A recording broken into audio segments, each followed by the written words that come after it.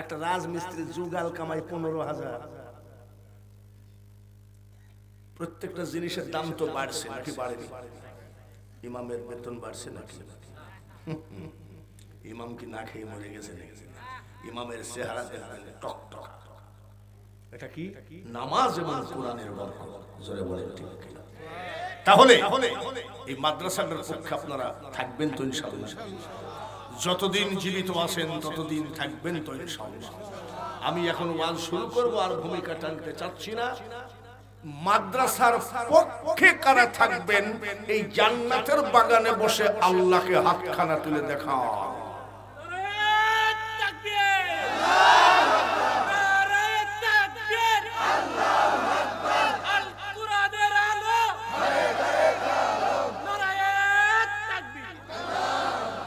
আমি হাতখানা দিয়ে 9 বার কাবা জিয়ারত করেছি, কিন্তু কই যে ই করে না, সব মুআল্লিম হয়ে নিয়ে যায় না, 10টা দিলে একটা ফ্রি, ওইসব খানায় বানাই না। আমি আমার কষ্টের পয়সা দিয়ে আমি 9 বার কাবা জিয়ারত করেছি। 30 বার আমি আজমির শরীফ জিয়ারত করেছি, 30 বার। খাজা মঈনুদ্দিন চিশতি 3.5 বছর আজমির শরীফে মুয়াজ্জিনের চাকরি করেছি। তার মানে গলা তো এখন তো ধরেন শেষ হয়ে গেছে, তখন গলা কি। যারা যারা হাত তুলেছেন কোরআনের পক্ষে, মাদ্রাসার পক্ষে থাকবেন, আমি মুসাফির হালে আছি, আমি সবার জন্য দোয়া করব আল্লাহ তাআলা যেন এই হাতখানা একবার কাবা জিয়ারত করার টাকা দেন। আপনাদের কাবা জিয়ারত করতে মনে চায় না? যারা যারা হাত তুলেছেন মনে চায় না? আল্লাহ যেন আপনাদেরকে হজ করার টাকা দেন। সবাই বলি আমি। এবার বলতে পারেন হুজুর আমি তো কামলা দিয়ে খাই, আমার কি হজ হবে? আল্লাহ কি পারে? আজকে যে রাজা ধীরাজ, আজকে যে রাজা ধীরাজ, কাল সে ভিক্ষা চায়, কারো কোনো দিন সমান নাহি যায়। নদীর কুল ভাঙ্গে ও কুল গড়ে, এই তো নদীর খেলা। সকাল বেলার বাদশারে তুই ফকির সন্ধ্যা বেলা। আল্লাহ যেন সবাইকে হজ করার টাকা দেন। সবাই বলে আরেকবার আমিন। এবার ওয়াজ শুরু হচ্ছে। যে ওয়াজটা শুরু করতেছি আশেকে রসুলের ওয়াজ। যারা রসুলকে বেশি ভালোবাসে এটাকে বলা হয় আশেকে। আশেকে রসুল। আমি নামাজ পড়ি না, রোজা করি না, হজ করি না, যাকাত করে দিই না, ঈদের মাঠে যাই না, রমজান মাসের সাথে আমার বন্ধুত্ব নাই। এখন আমি যদি গলা ভালো আছে, মন যদি দিতে হয় নবীকে দিও। উম্মতের কষ্ট যত না নবী সইতে পারে না, ওই নবীজির মহাব্বতে দরুদ পড়িও। মন যদি দিতে হয় নবীকে দিও। আমি কি আশেকে রাসূল? জোরে কও। আমার তো নাম আজিম, রোজা নাই, পেশাব পিরি পানি লাই। আমি পেশাব পিরি পানি লাও না কেন? বলে হাসান হুসাইন পানি পানি করে মরে গেছে, ও পানি ওখানে ঢালবো। কি বদমাইশি ফতুয়া! হাসান হুসাইন পানি পানি করে মারা গেছে, ও পানি ওই জায়গায় ঠেকাবে না, তাই তো পিছনেও ঠেকাও না, আমার গোষ্ঠী না পা। কত বড় বাজে কথা নিয়ে সব ইমান নষ্ট করে বসে আছে। আবার এত দুর্মোষ। আমি আপনাদেরকে অনুরোধ করেন কারোর বিরুদ্ধে বলার চেষ্টাও করব না। পীরেদের ব্যাগ খুঁজলে পাওয়া যাবে জায়নামাজ, টুপি, তসবিহ, ঠিক কিনা? আমাদের কুষ্টিয়াতে কিছু পীরের ব্যাগ খুঁজলে পাওয়া যায় নারকেলের সুপা। কি পাওয়া যায়? আবার এত বড় একটা কি জানি মিসমিসি কালো পাওয়া যায়। কি আমি এই ভাই এটা কি? তা বসে হুজুর দোয়া করেন, এটা কলকি শরীফ। কলকি? আমি এ জাহান্নামীকে কি দিয়ে মারলে বিচারটা হয়? কলকির সাথে শরীফ লাগাইছে, যা হলো কুরআন শরীফ, মক্কা শরীফ, মদিনা শরীফ, আর উনি লাগাইছে। আচ্ছা আব্বা কিছু মনে করো না, কলকি আবার শরীফ হলো কবে? হুজুর আমার পীর কেবলা মারা যাচ্ছিলেন, আমি সিতারায় বসে কাঁদতেছিলাম। আমার কান্দা দেখে বালিশের নিচে থেকে পীর কেবলা এটা বের করে বলছে, বাবা কান্দিস না, মাল দিয়ে গেলাম ধরে রাখি, মাল দিয়ে গেলাম ধরে রাখি। এই ওয়াজ যে কখন ছাড়বো আমি ঘড়িটা দেখিনি, তার কারণ এমনি কালকে সব জাগছেন আর্জেন্টিনা আর্জেন্টিনা করে। ভাইরা আমার, পর্দার আলে মা বোনেরা কান্না খাড়া করে শোনো। ওয়াজ কণ্ঠ ভালো হলে কোটি কোটি টাকা কামানো যায়, আন্তর্জাতিক বক্তা হওয়া যায়। আশেকে রসুল এত সহজ কথা, ঠিক কিনা? এইবার গলা ভালো, মুস্কাটিনি ৩৬ বছর, একতারা দুতারা নিয়ে গান গাই। কি গান? দেখে নবীর মুজিজা ভাগ্যবতী মা খদিজা, জীবন যৌবন করিলেন অর্পণ, দয়ার নবী নূরের নবী গো, তুমি নবী আমার জীবনের জীবন। নামাজ নাই, রোজা নাই, হজ নাই, কিছু নাই, কিন্তু গজল বলার উস্তাদ আশেকে রসুল হবে। কারবালায় একটা কবর আছে আব্দুল ওহাব, 14 বছর বয়স।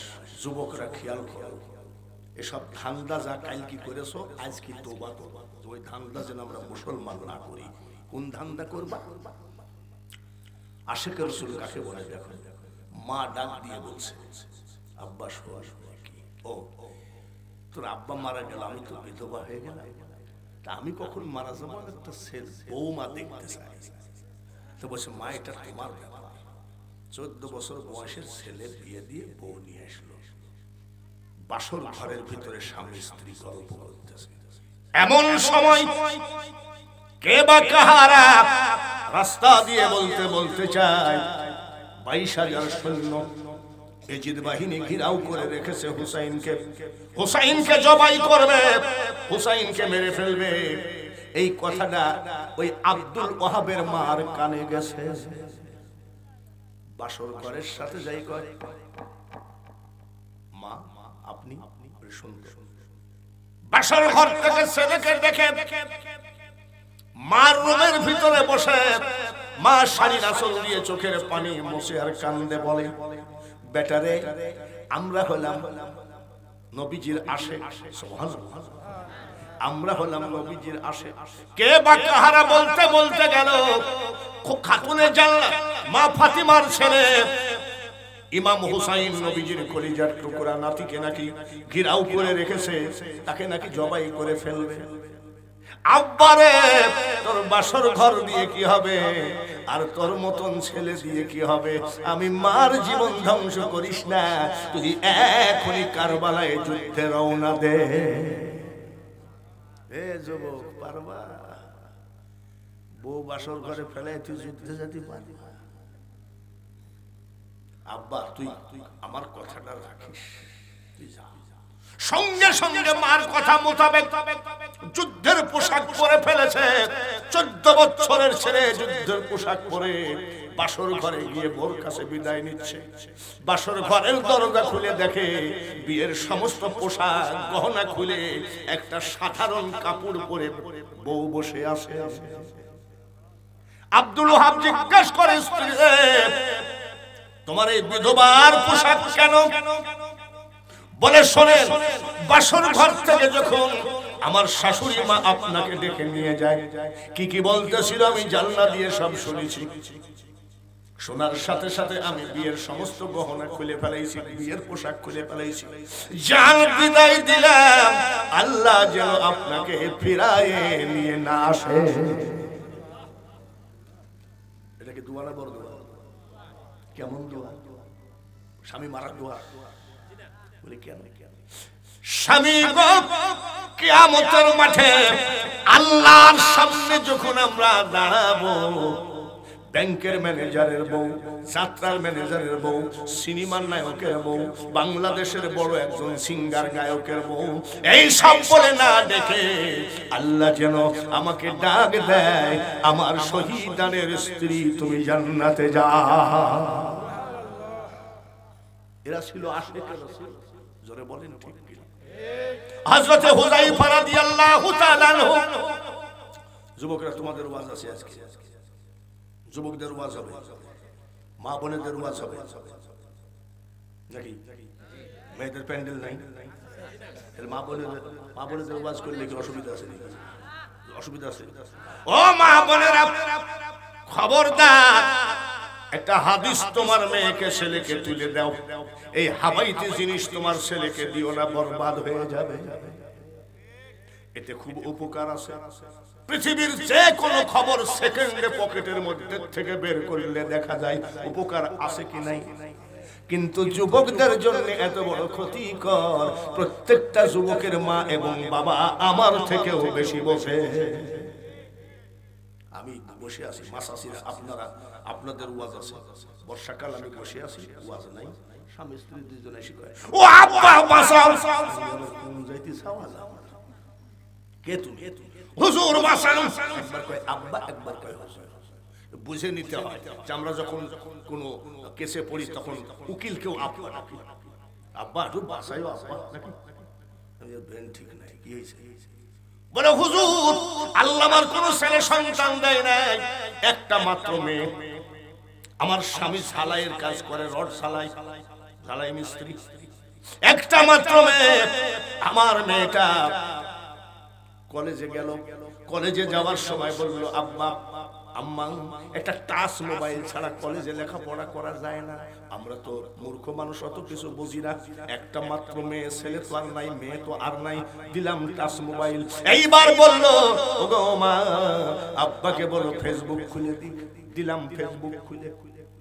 এইবার যে মেয়ে আমার রাত 10টা 11টা পর্যন্ত পড়তো, সন্ধ্যার সময় মেয়েটা দরজা বন্ধ করে দেয়, আমরা ফলো করতে লাগলাম, জানলার ফাঁক দিয়ে দেখি বইতে হাত দেয় না,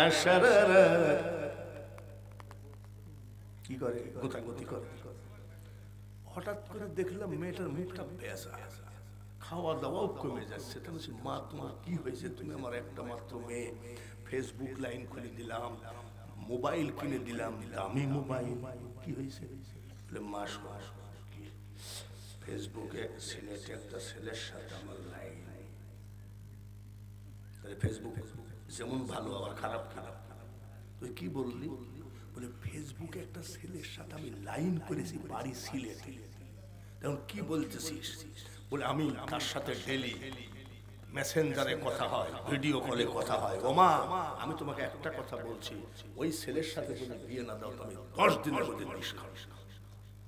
আমাকে কয় হুজুর একটা মাত্র মেয়ে, ছেলের মেয়ের বাপকে পাঠাইলাম ঠিকানা, সিলেটে মেয়ের বাপ যায় দেখে ছেলেটা সুইপার ফ্যামিলি। কি ফ্যামিলি? মুসলমান নাই ওরা, মুসলমানের মেয়ে সুইপারের সাথে বিয়ে হবে? হবে না। আর বাপ এসে বললো হবে না, মেয়ে তো বলছে 10 দিনের মধ্যে বিষ খাবে। মাসাসিরা তোমরা ওয়াজটা শোনো, ওয়াজ কিন্তু আমি করছি না, মেয়েদের যে ওয়াজ করবো তার একটা হেডলাইন দিলাম। কি লাইন? খবরের আগে কি লাইন কয়? মাসাসিরা চুপ করে বসে থাকো, তোমাদের মজার মজার ওয়াজ শোনাবো। এইবার 10 দিনের মধ্যে বিষ খাবে। আমি তো কি, আমার কাছে কেন আসছে? বলে হুজুর একটা তাবিজ দেন, গলায় বাঁধিলে যেন ওই ছেলেটার কথা ভুলে যায়। তাহলে তাবিজ তো তোমাদেরকে দিব না, তোমার মেয়েকে দিব। তো তোমার মেয়েকে আনলা না, তো ফোন করলো, হ্যালো বাঙালি হুজুরের বাড়িতে চলে আয়। শহরে তো সব জায়গায় রিক্সা গাড়ি ঘোড়া পাওয়াই যায়।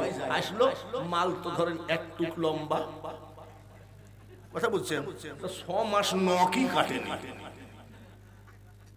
তারপরে মোবাইলের কালার যা, নখের কালার, নখের কালার যা, তার জুতার কালারটা। আইসি আমাকে কয় সালাই মালাইকুম। এই মাদ্রাসার বাচ্চা ছেলে বল, এই সালাম কি হবে? বাচ্চা ছেলে দেখাবে আসসালামু, আর আমাকে বলছে সালাই মালাইকুম।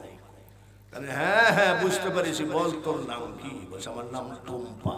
হ্যাঁ হ্যাঁ, তোর চেহারা দেখি বলেছি আসিয়া রহিমা তোর নাম হতে পারে না। প্রেম করিস না? বলে হ্যাঁ।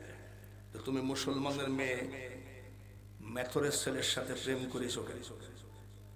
ওই বান্টু মানে খাটো, বান্টু মানে কি? বান্টু মানে কি? ওই বান্টু আমাকে বলতেছে প্রেম কোনদিন জাতি ধর্ম মানে না। আমি ওরে সর্বনিষ্ঠ বড় মৌলানা বলছে যে তুমি কি করে বিয়ে করবে মেথরের ছেলের সাথে? বলে 3 দিনের মধ্যে 7 দিন চলে গেছে, 3 দিন আছে বিষ খাবো। আমি বাঙালি হুজুর বলছি, তুই একটা যুবতী মেয়ে দোকানে গেলে বিষ দিবে না? দিবে?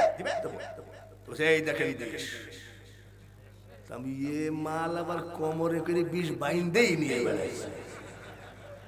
তোমার মা আর আব্বা বলছে ও আব্বা ও আব্বা বিষটা একটু কাটি না, কখন খাই ফেলাম বললেন।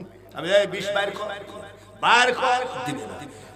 জোর করে কেড়ে নিয়ে দেখলাম ও গো মা, খোদার কসম ছোট্ট একটা বোতলে সোয়াবিন তেল। মেয়েদের ওয়াজ হবে ইনশাআল্লাহ, রাজি আছে? ইনশাআল্লাহ রাজি আছে? তারপর আজকে যুবকদের ওয়াজ হবে, রাজি আছে? তাহলে মেয়েদের আর যুবকদের আইটেম হলো কয়টা? জোরে কোন?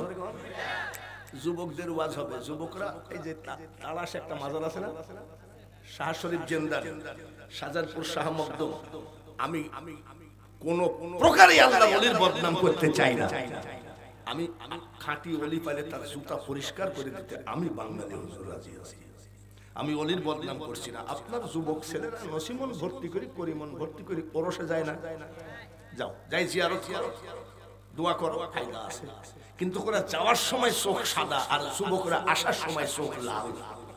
আচ্ছা বলেন, ইবাদত করে লাল নাকি? জোরে কোন? যুবকদের কিছু ওয়াজের দরকার আছে কি নাই? এরা করে 14 ফেব্রুয়ারি। 14 ফেব্রুয়ারি কি দিব? ভালোবাসা দিবসের দিনে সাথিয়ার মেয়র সাহেব মেরাজুল ইসলাম ওই ডেটটা বলে ভালোবাসা দিন, এই ডেটটা আপনি যতদিন বাঁচবেন আমি দিব। আসতেছি লালন সার ব্রিজের উপরে দেখি যে ব্রিজ ভাঙ্গি যায়নি, ভাঙ্গি ভালো খালি যুবক আর যুবতী। আমি গাড়ি ড্রাইভারকে বলছি আস্তে আস্তে চালাতো, যুবকদের ভাবটা দেখি সব জোড়াই জোড়াই বসে আছে। তো একটার কপালে জোড়া মিলেনি, একটার কপালে জোড়া মিলেনি, তাই ব্রিজের ফাঁকে বসে বলতে পারো তুমি বন্ধু আমি ভুলি নাই, চালাক তোর 14 গোষ্ঠী জাহান্নাম। গান গান বলতে পারো তুমি বন্ধু আমি ভুলি নাই, মরণকালে একবার যেন তোমার দেখা পায় আমার সোনা বন্ধু। যুবকদের ওয়াজ হবে পালাবালা, কিন্তু বাচ্চাদের ওয়াজ হবে। বাচ্চা তো দেখছি না, ওই যে একটা ফাঁকে বসে আছে। বাচ্চাদের ওয়াজ হবে, সব ওয়াজ হবে। এক মা আর এক বাপ এসে বাচ্চা নিয়ে আসছে, ছোট একটা বাচ্চা। হুজুর একটা তাবিজ দেন তো। বলে পাবনাতে 3 মাস রাখলাম, কিছু হলো না। এক লোক বললো হুজুরের কাছে একটা তাবিজ দিলে ভালো। আমি তোমার ছেলের অসুবিধা কি? বলে আমার ছেলে পাগল হয়ে গেল। কেমন পাগল? বলে মাও চিনে না, বাপও চিনে না, বা নামও মনে নাই। আমি মা চিনে না, বাপ চিনে না, নামও মনে নাই, আমি কি তাবিজ দেব? আমি এইদিকে এইদিকে এই বান্টু এটাকে চিনে না। ওর মার দিকে তাকে বলছে এটাকে। আমি কোন ডিজাইনের তাবিজ দেব? তোর নাম কি? নামও মনে নাই, মাও চিনে না, বাবাও চিনে না, আমি কি তাবিজ দেব? তো মহা বিপদে পড়ে গেলাম। দাঁড়া, আমি শোন তাবিজ দিব কালকে। আজকে 500 টাকা দিলাম, মিষ্টি খাসা। আমি কি এত পাগল নাকি? 20 টাকা। আমি কি এত পাগল নাকি? 20 টাকা তো সব ওয়াজ করবো। দাঁড়া, তোর মাগুরা ডাঙ্গা জীবনে 80 বালা আসে। রাজি আছেন তো?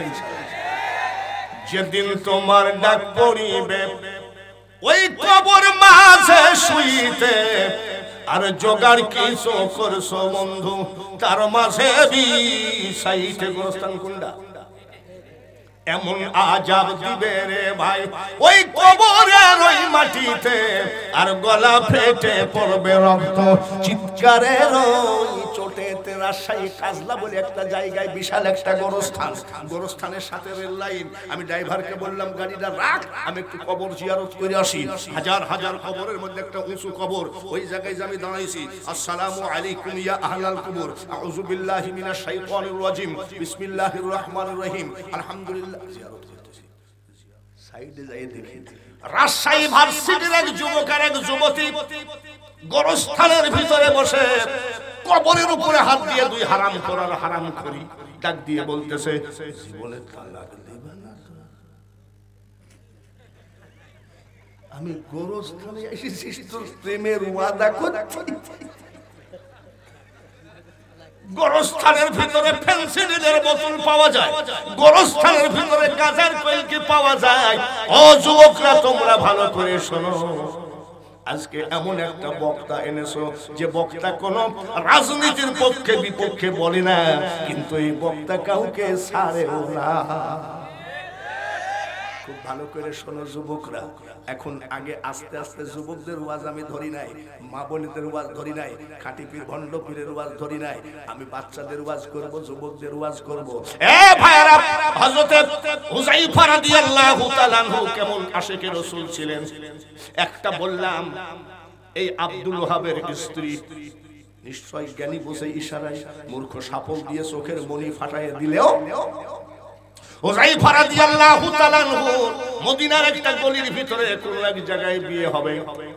উনি বরযাত্রী হিসাবে বসে আছে, বিয়ে পড়ানো হয়ে গেছে, কবুল পড়ানো হয়ে গেছে। এইবার মুনাজাত শেষ করছে, আল্লাহ সুখে শান্তিতে রাখো। বিয়ে শেষ, যেমন দোয়া শেষ হয়ে গেল, বিয়ে পড়ানো হয়ে গেল। এইবার জামাইয়ের সামনে বড় একটা প্লেট আসে কি নাই? আসে না? এখন জামাইয়ের আদর হবে, কত ডিজাইনের শরবত খাবে, জামাই কত ডিজাইনের আনন্দ উপভোগ করবে। কেবল বিয়ে পড়ানো হলো, প্লেট সাগরানা প্লেট, বর প্লেট এসে দাঁড়াইলো।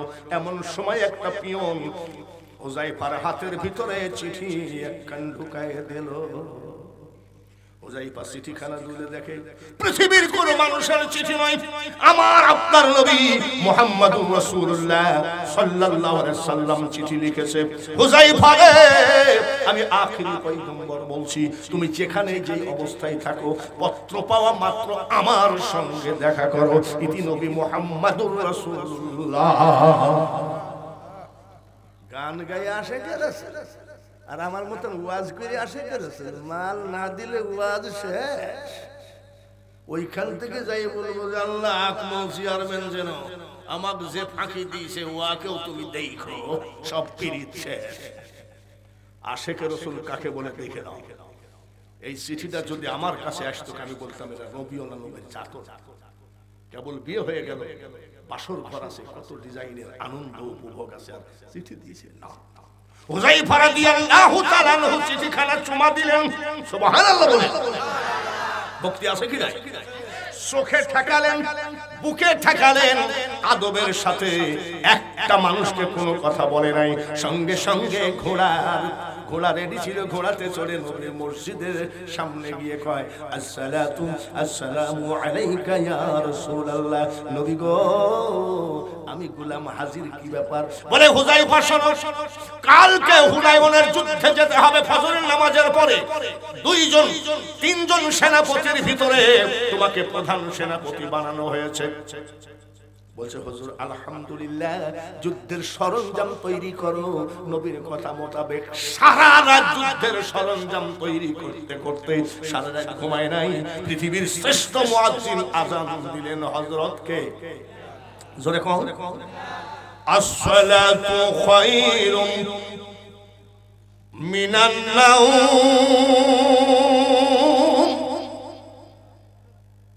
আসসালাতু খায়রুম মিনান নাওম। হযরতে হুযায়ফা রাদিয়াল্লাহু তাআলা আনহু এসে নামাজে দাঁড়ায় গেলেন। নামাজের পরে আমার আপনার নবী যুদ্ধের ট্রেনিং দিচ্ছে, এইভাবে অ্যারেস্ট করবা, এইভাবে গুহাগুলো ঘিরাও করে রাখবা, খবরদার কাউকে জানে মাইরো না, না জানি না শুনি কাউকে আঘাত দিও না। নবীজির দিকে সাহাবায়ে কেরাম তাকায় আছে। নবীজি যুদ্ধের ট্রেনিং দিছে, তার কারণ পৃথিবীর সর্ববৃহৎ যোদ্ধা হলো নবী মুহাম্মদ, পৃথিবীর সবথেকে বড় রাজনীতিবিদ নবী মুহাম্মদুর রাসূলুল্লাহ। নবী মূর্খ নয়, আনা মাদিনাতুল ইলমি ওয়া আলিমুল বাবুহা। তিনি নিজেই বলেছেন, আমি तमाम পৃথিবীর জ্ঞানের শহর, আর এই শহরে ঢুকতে সেটা হলো দরজা আলী। সবাই তাকায় আছে। এমন সময় এক পিয়ন এসে একটা চিঠি দিয়ে গেল। এই চিঠিটা লিখতেছে হুযায়ফার স্ত্রী, স্বামী গো আমার সালাম নেবেন, মাসাসির একটু খেয়াল করে। স্বামী গো কোন অপরাধে আপনি বিয়ের ফাংশন থেকে উঠে চলে গেলেন? কার সাথে কোন ঝামেলা হলো? স্বামী গো আপনি এক গিলাস শরবত খান নাই, আপনি এক গিলাস শরবত খান নাই, আমার বাড়িতে এক গ্লাস পানিও খেলেন না। বিয়ের বাড়িতে ওই রকম একটু ঝামেলা হয়ে থাকে, আপনি আল্লাহর ওয়াস্তে মাফ করে দিয়ে আপনি আসেন। এখন আমি বিয়ের পোশাক খুলি নাই, সারা রাত আমি বাসর ঘরে চিৎকার করে করে কেঁদেছি। আপনি আমার বিবাহিত স্বামী আর আমি আপনার বিবাহিত স্ত্রী। স্বামী গো আপনার হাতে ধরি পায়ে ধরি রাগ করবেন না, আপনি তাড়াতাড়ি চলে আসেন। এইবার চিঠি পাওয়ার সাথে সাথে চিঠি লিখতেছে, স্ত্রী খবরদার ডিস্টার্ব করো না। আশিকের রাসূলের কথা দেই, ডিস্টার্ব করো না। আমি এমন একটা মানুষের সামনে দাঁড়ায় আছি যার চেহারার দিকে তাকালে নেকি হয়। সুবহানাল্লাহ। ডিস্টার্ব করো না। এখনই যুদ্ধে রওনা দিব, দোয়া কইরো যদি মারা যায় দেখা হবে হাসরে, আর যদি জীবিত থাকি দেখা হবে ইনশাআল্লাহ। চিঠি চলে গেল। আবার স্ত্রী চিঠি দিয়েছে, স্বামী গো আপনি যুদ্ধে যেহেতু আপনাকে সেনাপতি বানিয়েছে, প্রধান সেনাপতি, আপনি যান কোনো বাধা নাই, কিন্তু আপনি যদি মারা যান কিয়ামতের মাঠে আপনাকে আমি কেমনে চিনবো আর আপনি আমাকে কেমনে চিনবেন? আমি আপনাকে দেখি নাই, আপনিও আমাকে দেখেন নাই, তাই বলছি একবার একটু আসেন, এক মুহূর্তের জন্য দেখা করে যান। আবার চিঠি লিখতেছে, খবরদার বলছি ডিস্টার্ব করো না, আমি যুদ্ধের সেনাপতি, আমার ডিউটি আছে, নবীজির বক্তব্যগুলো আমাকে শুনতে হবে। খেয়াল এদিক ওদিকে গেলে অপরাধী গণ্য হয়ে যাব আমি। চিঠি চলে গেল। আমার নবী ডাক দিয়ে বলতেছে, হুযায়ফা একটা কথা বলবো বলে কি আমার কথা শুনতেছো, কিন্তু গোপনে গোপনে চিঠি খানা পড়তেছো কার গো? আমরা কি বলি? আর বলেন না, এমন সময় ডাকার সময় পাননি, বাসর ঘরটা হলো না। উনি কি বলছে? আদবের সাথে দাঁড়িয়ে গেছে, ইয়া রাসূলুল্লাহ ইয়া হাবিবাল্লাহ, বলে কি? বলে হুজুর গতকালকে যখন আপনি সন্ধ্যার সময় চিঠি দিলেন, মদিনার একটা গলির ভিতরে আমার কেবল মাত্র বিয়ে কবুল হলো, এমন সময় চিঠিটা আসলো, ওই বাড়ির এক গিলাস শরবত পর্যন্ত খাই নাই। তার কারণ আপনি লিখেছেন পত্র পাওয়া মাত্র আমার সঙ্গে দেখা করো, তাহলে এক গিলাস পানি খাওয়ার আর হুকুম থাকে না। এরাই হলো আশিকে রাসূল। গেছে, তাই আমি চলে এসেছি। স্ত্রীকে আমি দেখি নাই, স্ত্রী আমাকে দেখে নাই। বারবার আমার নববিবাহিত স্ত্রী চিঠি দিচ্ছে, হুজুর বেয়াদবি মাফ করবেন, চিঠি পড়া অনেক অপরাধ। ওই দিন নবীজি চোখের পানি ঝরাইয়েছিলেন। সাহাবীরা কয়, হুজুর কান্দেন কেন? বলে আমার বিশ্বাস রে, তোরা কিয়ামত পর্যন্ত আমার দাঁত ভাঙ্গা কোরআনকে প্রতিষ্ঠিত করে রাখবে। এত বড় কথা রে, স্ত্রীর মুখ দেখলি না, বাসর ঘর করলি না, এক গ্লাস পানি পর্যন্ত খালি না, আমার প্রেমের কানে তোরা চলে আসলি, আমার চোখের পানি তোদের জন্য দিয়ে দিলাম। এদেরকে বলা হয় আশিকে রাসূল। আর নামাজ নাই, রোজা নাই, মুইতে পানি লেওয়া নাই, একতারাই বাজায় কয় নবী না মানে যারা,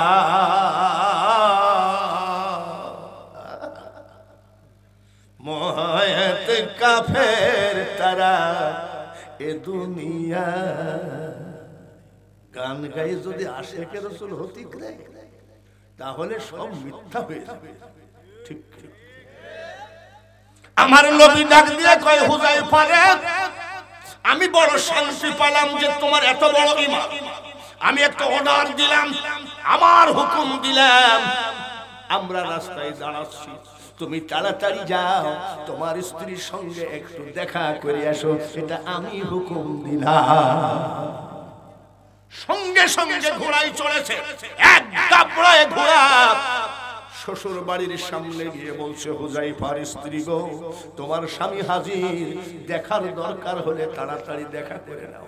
স্ত্রী কাঁদতে কাঁদতে আসতেছে, স্বামী নামেন, ঘোড়া থেকে নামে, বলো একটু বাড়ির ভিতরে আসেন, বলো এক গ্লাস পানি হলেন খান, বলো। দেখেছেন ঈমান কাকে বলে? স্বামী ডাক দিয়ে, স্ত্রী ডাক দিয়ে কয়, স্বামী গো, আমরা মদিনার মেয়ে, আমরা জানি আপনারা নবীর ভক্ত, আমার মনে হয় আমাদের নবী নামতে বলে নাই, কথা বলতে না, দেখা করতে তাই না, বলে হ্যাঁ ঠিক আছে, আপনি নাইবে নাই, আপনি তো আমার স্ত্রী, আমি একটা কথা বলবো, বলে কি বলো।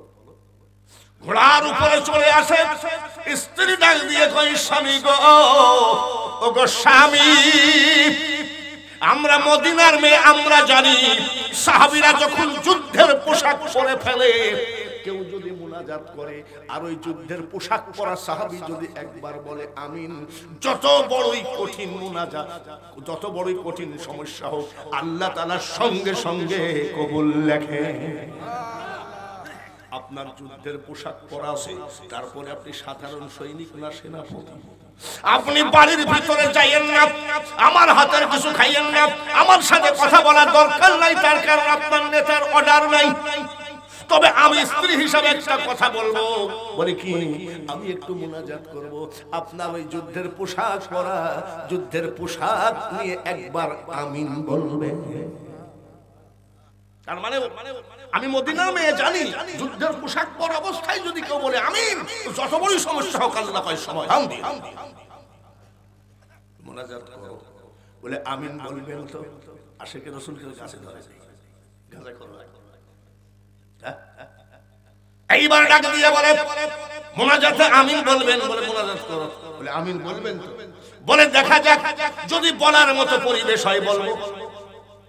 আমিনও বলতে পরিবেশ লাগে, মুনাজাত করছে, স্ত্রী চোখের পানি ঝরায় দিয়ে কাঁদছে, মাবুদ তোমার হাবিবের হুকুম, আমার স্বামীকে আমি যুদ্ধে পাঠিয়ে দিলাম, আমি অনুমতি দিয়ে দিলাম, আমার স্বামী যেন যুদ্ধে মারা না যায়, আমার বুকটা তুমি খালি করো না আল্লাহ, আমার স্বামীকে দুনিয়া থেকে নিয়ে যায় না আল্লাহ, আমার স্বামীকে আমি একদিন গোসলের পানিও আগায় দিতে পারি নাই, তুমি আমার স্বামীর হায়াত বাড়ায় দাও। মহিলা চিৎকার করে কান্দে, হুযায়ফা একবারও আমিন বলে না।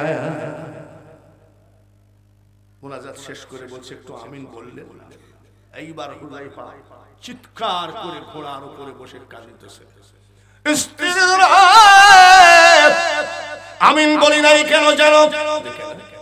দেখো যদি চোখ থাকে, আসমানের দরজা খুলে গেছে, কোটি কোটি ফেরেশতা ডাকতেছে, জান্নাতের সব দরজা খোলা, জান্নাত আমাকে ডাকতেছে। আর আমরা যে আশিকে রাসূল একটা একটা করে বলবো, চুপ করে খালি শুনবেন। রাজি আছেন তো? রাজি আছেন তো? আমি আপনাদের কাছে অনুরোধ করি, আমি গান গাইলে কি ওলি না কোরআনকে জিন্দা রাখলে ওলি? নবীর দাঁত ভাঙ্গা কোরআন, জোরে বলেন ঠিক কিনা? আমি আপনাদের কাছে একটা কথা বললে কি কথাটা রাখবেন? আপনারা জানেন এমনও বক্তা আছে 1-1.5 লাখ টাকা নেয়, 80,000 90,000 টাকা নিয়ে কয় 1 ঘন্টার বেশি ওয়াজ করতে পারবো না। এরকম আছে না? জোরে কও। আপনাদের শ্রীখোলা মাদ্রাসায় আমি কালে ওয়াজ করি, বাকুয়া মাদ্রাসায় আমি ওয়াজ করেছি, আমাকে টাইম দিলে আমি 2 ঘন্টা 2.5 ঘন্টা 3 ঘন্টাও পারি। আমি রাজি আছি। আপনারা রাজি আছেন তো? জোরে কও। রাজি যদি থাকে আমাদের একটা কথা সর্বপ্রথম রাখতে হবে, খালি টান মারলেই তো কোরআন জিন্দা হবে না। জোরে বলেন ঠিক কিনা? এই কোরআনের মাদ্রাসাখানা টিকে রাখতে গেলে কিছু অর্থের প্রয়োজন আছে। আমরা যে যাই বলি প্যান্ডেলটাকে ফ্রি দিয়েছে নাকি? প্যান্ডেলের যে প্যান্ডেলের মালিক সে কি বলেছেন, আল্লাহর কোরআনের জন্য তো কিছুই করতে পারিনি, ফিরে দিলাম, তাই নাকি? ও যখনই প্যান্ডেল ভাড়া করবেন তখন কাগজ আর কলম নিয়ে বসবেন 70/80, 80/90। কিছু মনে করেন না চেয়ারম্যান, এই মাইক টাইক দিয়ে মোটামুটি 70,000 লিখবেন। ভাই 2 টাকা কম লিও, বলে 1 টাকা কম, তাহলে সবকিছু পয়সার প্রয়োজন। এখন আমরা যে দান করি, এ দানে হচ্ছে না, তারপর বরকত আছে, বলেন মারহাবা। আমি যদি সাহাবীদের দানের ওয়াজগুলো করি, আমার সারা রাত লাগে, তারা দানে ফার্স্ট হয়ে গেছে।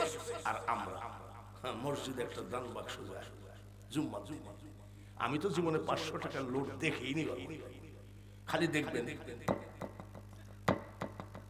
সেরকম কয় টাকার নোট পাই, বাজার করতে গিয়ে 2 টাকার একটা ফাটা নোট পাইছে, তোর বউ বোর হাতে দিয়েছে, বউ কয় এমনি টাকার খুব আকাল, টাকার খুব অভাব, আবার এই ফাটা টাকা কোথায় পাইছে?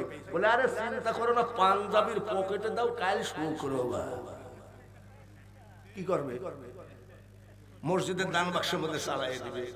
আর আমরা আবার আশেকে রাসূল, আজকে আমি দেখতে চাই, আমি চোখের পানি ঝরাইয়ে দোয়া করব, আল্লাহ যেন আপনার ঘরে অভাব নামক কোনো এই শাস্তিটা না দেয়। অভাব যার, তার জীবনে কোনো কিছুই নাই, বলেন ঠিক কিনা? তো আমি সর্বপ্রথম ওয়াজ শুরু করব যুবকদের। কাদের? তারপরে মা বোনের, সব শেষে পীর মুরিদের, ভণ্ড পীর, খাঁটি পীরের ওয়াজ করবো। তো শুনলে শুনলে, না শুনলে না শুনবে, কিন্তু যুবকের ওয়াজগুলো শুনেই যাবে। তার কারণ আমরাও তো এক সময় যুবক ছিলাম, নাকি ভাই? জোরে কম। আমাদের সময় যুবকদের হাতের মধ্যে যদি বিড়ি থাকে, চেয়ারম্যান আসতে ফেলাই দাও, মেম্বার আসতে ফেলাই দাও, ইমাম সাহেব আসতে ফেলাই দাও, মুয়াজ্জিন আসতেছে ফেলাই দাও, হুজুর আসতেছে। আর এখনকার কিছু বেয়াদব যুবক, দাদা নাকি ম্যাচ আছে নাকি, হুজুরের কাছে ম্যাচ, জোরে বলে ঠিক কিনা? তোমরা যাই করো তাই করো, আমার অনুরোধ পলায় যাবা না। কতদিন তো ব্যস্ত ছিলাম, আমার নাতি তো নামাজই পড়ে থাকে, নাতি বড় ভাইয়ের নাতি। আমি কি নামাজ পড়িস কেন? বলছে না দাদা, একটু চুপ করে থাকেন। কি নামাজ ছাড়িয়ে দিলি? বলে আর্জেন্টিনা পাস না ফেল, এই দিনই আমার খুব সমস্যা। তাহলে চিন্তা করো, আর্জেন্টিনার জন্য কি ছাড়িয়ে দিয়েছে? নামাজই ছেড়ে দিয়েছে। যুবকরা, তোমাদের অনেক ওয়াজ আছে, আজকে আমি দেখতে চাই যে কোরআনের পক্ষে কারা কারা আছেন। 10,000, 20,000, যে যা পারেন, 10 টাকা, 5 টাকা, 50 টাকা, যেগুলো কাগজ স্লিপ আসছে, স্লিপ আমাকে পরে দিবেন, রেখে দেন, স্লিপ পরে দিবেন। একটা মানুষও যদি বসে থাকেন, তাহলে মনে করবো এটা কোরআনকে পছন্দ করে না। আরে আপনার পকেটে যদি 5 টাকার কয়েনও থাকে, তাও আমার পাগড়ির উপরে আপনার দেওয়া উচিত। তার কারণ কোরআন আপনারও, আর আপনার এই 10 টাকা, 10 জনের 10 টাকা করে হবে 100 টাকা। 100 টাকা যদি কোরআনের কাজে লাগে, এই 100 টাকার নেকি সদকায়ে জারিয়া হিসাবে পাবেন। আপনাদের কাছে কোনো লোক যাবে না, উঠিয়ে আসতে হবে। বলে কেন? আল্লাহকে দেখাতে হবে যে প্রধান বক্তার চাদর বিছানোর পরে আমরা হতে পারি গরিব, কিন্তু আমরা উঠে যাই টাকাটা দিয়ে আসছি। একটু আসেন তো সবাই, একটু পকেটে হাত দেন, যে যা পারেন আল্লাহর ওয়াস্তে। আমি আপনাদেরকে বলি, আপনাদের কোন ধরা বান্দা, যেমন এক বক্তা বলে 5 জন দেন তো 10,000 করে, আমি তা না। সব যে যা পারেন আল্লাহর ওয়াস্তে পকেটে একটু হাত দেন। মা থাকলেও তো খাইতো, বাবা থাকলেও তো খাইতো।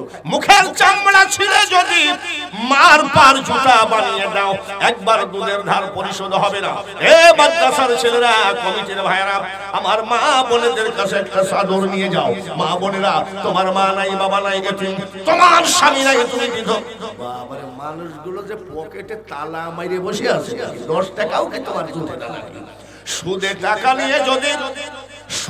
টাকা নিয়ে যদি মোটর সাইকেল জামাইকে দিতে পারো, তোমার পাশের মানুষটার কাছ থেকে কমপক্ষে 10 টাকা ধার করে হলেও আল্লাহর কোরআনকে দাও। আমি দোয়া করব, আল্লাহ তোমার বান্দারা যে হাতে দান করলো, ওই হাত যেন জীবনে টাকার অভাব না হয়। আই আল্লাহ, অসুখ বিসুখ বালা মুসিবত উঠায় নাও। আই আল্লাহ, বেকারত্বের অভিশাপ থেকে বাঁচাও। এই মাদ্রাসার ছেলেরা তাড়াতাড়ি মহিলা প্যান্ডেলে যাও। যারা বিধবা, স্বামী নাই, এতিম মাও নাই, বাবাও নাই, ও মা বোনেরা, বেশি বেশি করে টাকা পাঠাও। একটা কথাও তোমাদের বিরুদ্ধে বলবো না। এমন আযাব দিবে গো মা, ওই কবরের ওই মাটিতে। মহিলা প্যান্ডেলে মহিলারাই টাকা তুলতেছে, পুরুষ লোক আর যাবে না। আপনারা টাকাগুলো তাড়াতাড়ি পাঠান। ও মা, বেশি করে টাকা পাঠান, আপনাদের জন্য দোয়া করি আল্লাহ তাআলা যেন ওই শাড়ির আসল জীবনে টাকার অভাব না দেয়। বিরিয়ানি বলেন, পোলাও বলেন, ওরে মানুষ হজম হইয়া যাবে, আর দান করিলে দানের সওয়াব পাহাড় হইয়া। নারায়ে তাকবীর। আমি তো চিন্তা করলাম আগের বক্তা যেভাবে কালেকশন করলো টাকা, টাকা কি আর আছে? এ তো বহু টাকা